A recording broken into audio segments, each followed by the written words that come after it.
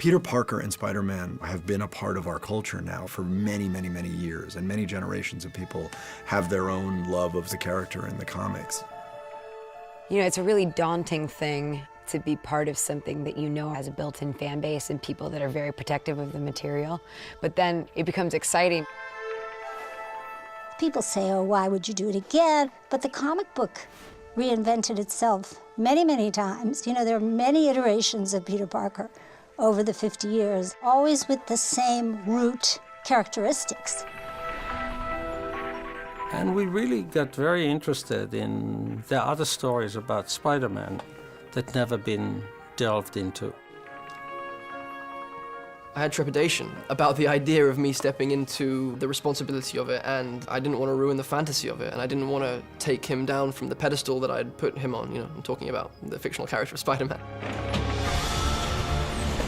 Mark really wanted to go sort of old school and see real people doing stuff. I do feel an obligation to the audience to make something worthy of the Spider-Man mantle. And it's hard, but such is life.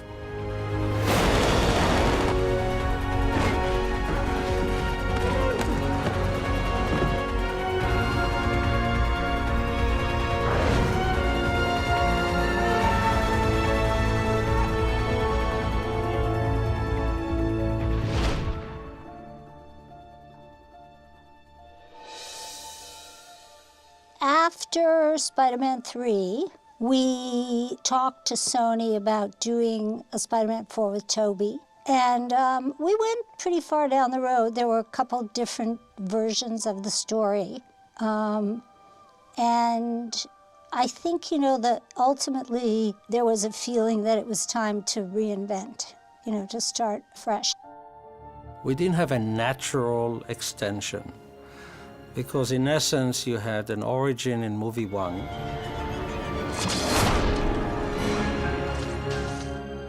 In movie 2 you had Spidey No More. And in movie 3 you had the dark versus light. And I think we covered the Mary Jane relationship to the extent that we literally needed to find someone else for Mary Jane. Moving into Progress created some challenges that I think Sam and Tobey and us were starting to question the validity of the next one. It was a huge challenge. You know, I think and I was president of the studio at the time, so I was wearing a slightly different hat, although the challenge was no less daunting. We all knew that we wanted to keep telling Spider-Man stories, but the question was how to do it, and we felt that there was already a history that preceded us of sort of reimagining the character. There are the essential elements to it, and you know, the sort of the all critical message of, you know, with great power comes great responsibility, and what happens between Peter and his Uncle Ben, and all of that, and the spider bite. But there are so many different ways to interpret those events. There's a whole generation who wasn't born in 2002 when Spider-Man 1 came out. So, you know, there's a whole audience for whom this is a new experience. So that was kind of the rationale.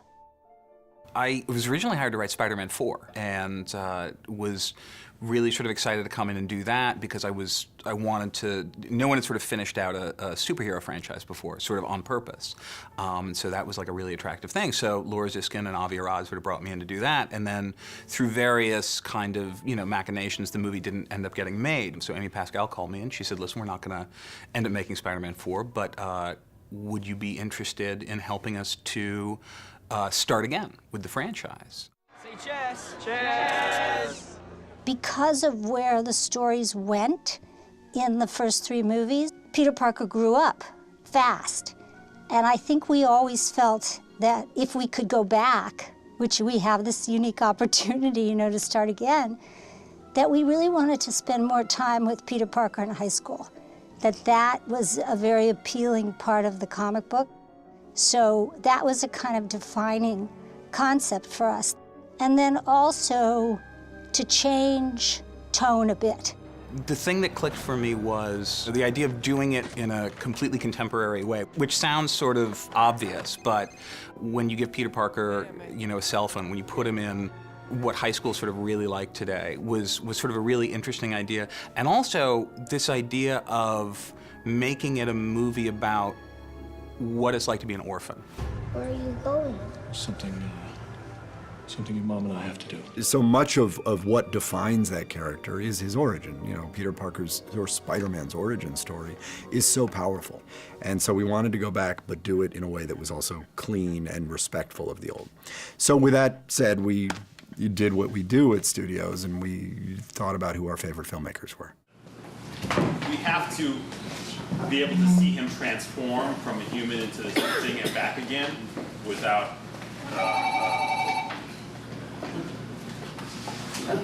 President.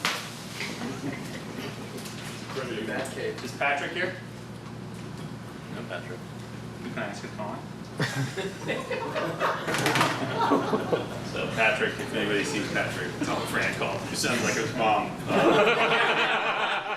Mark Webb, he'd never done anything like this. That's, you know, a benefit, and also like, oh my God, for him and for us, you know. But we loved 500 Days of Summer. We felt that he had a unique style. And so I think it was finding a director who could speak about the character in a fresh way, but in a way that was still true to the ethos, to the gestalt of the comic books. I never thought I would do a comic book movie.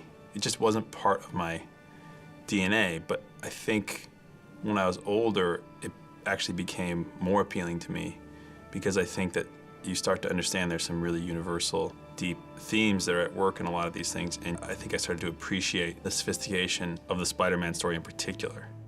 The movie he did before was about a love story and came from an emotional place and was not a big special effects movie. I think was kind of a testament to how the studio wanted to make this and sort of the direction they wanted this movie to go. When his name came up, it happened to be just after I watched 500 Days of Summer. And it was so unusual. And the relationship was so fresh. It wasn't like the normal love story. Actually, it was anything but a normal love story. I knew I wanted to make a movie sooner rather than later, because I just didn't want to sit around and contemplate. I wanted to make something, and I had read a few scripts, and I met with the people at Sony, and they actually brought it up to me, and I thought it was the most absurd idea. I did 500 Days of Summer. It's about, you know, a guy who's falling in love. It has what possibly could you conceive of that would make this a good idea, but they were fairly persistent. The notion of going from 500 Days to Summer to this global endeavor, frankly, that is, you know, building a Spider-Man franchise, was pretty overwhelming. They're like, well, what do you want to do? What would make this viable to you? And I said, well, if we start over, if we invite new information about the story that people haven't seen before, and we give this kid an edge that I think that any kid who loses his parents at that young of an age, there's an enormous emotional consequence that will color his life from that point forth. Peter, come back here, please. And they were like, okay, sounds good. And I wrote some other, like a sort of specific note to them saying, this is the vibe that I'm going for.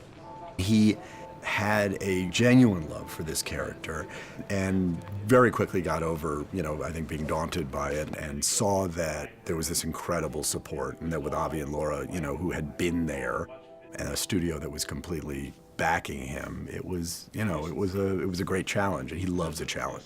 All right, so when we go this time, everybody on action, everybody has to have something in their head that they're ready to say, and then we just go, all right? Mark came in and read it and sort of immersed himself in it, and really quickly, I think, responded to who Peter Parker could be, and, you know, what a misfit and what an outcast he could kind of be. I view Peter Parker as, not as necessarily as a nerd per se, because I think nerd in the current world means a different thing, but the perennial type is the outsider. He's the guy who isn't accepted by the crowd, maybe doesn't want to be entirely, does his own thing, and that, I think, is what made it appealing to me. In the beginning of our movie, Peter discovers his father's case, and upon opening it, you see a picture, he discovers Oscorp. All of a sudden, his world turned because he found the key to find out more about his parents. And now it's Peter's movie. The search for his father is what leads him to get bit by the spider. Basically, I didn't want the spider bite to be an arbitrary thing. I wanted it to be a representation of his desire to fill a void. And I think that's one of the themes of the movie that really had always interested me, is that we all have a missing piece somewhere. We all have something that's gone, a hole, and how we choose to fill that void is how we define ourselves. And I think that was my access point for the character when we were developing the project. I'm Richard Parker's son. Peter. The inverse of that, of course, is Dr. Connors, who also has a missing piece, manifested in a much more literal way. Yes, in case you're wondering, I'm a southpaw. And he's trying to fill that, but it gets the best of him. My favorite villain of all time is Connors. Because again, it's about loss. Peter suffered the loss, and Connors suffered the loss. Visually, the notion of this kind of Jekyll and Hyde character who was a scientist and an enormous crazed lizard was just compelling.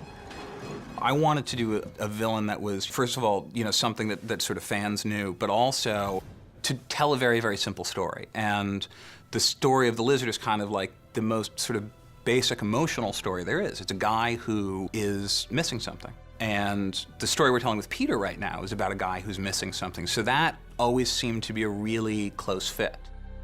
Great drama comes from competing ideas of what's good and what's right. And I think the lizard believes what he's doing is correct. He thinks he's being compassionate. He thinks that the world around him will be better if they're like him, stronger, less susceptible to disease and weakness. And he doesn't understand that people should have a choice. This is my gift to you. As a filmmaker, he's very much about character all the way through. His feeling on it is, if we get the heart of the story right, the rest of it will fall into place. And next stop, Coney Island. All right, good, and cut. All right, cut. That was really good.